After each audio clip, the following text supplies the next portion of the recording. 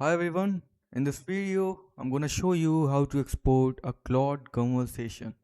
Alright, so if you want to export a specific chat, for example, I want to export this chat over here, this specific chat.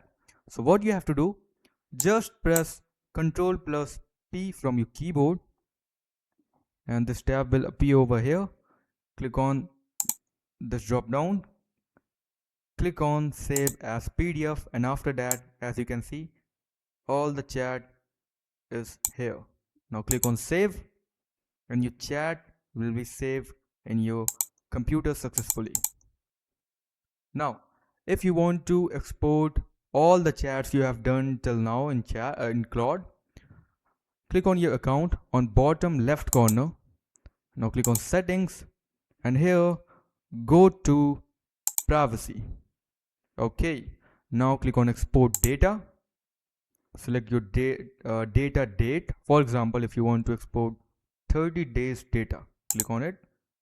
90 days data, you can click on it, or you can also just select the custom date. After that, click on export. A link will be sent to your email. Check that email and you will be able to download your Claude data. So that's it for the video. Thanks for watching.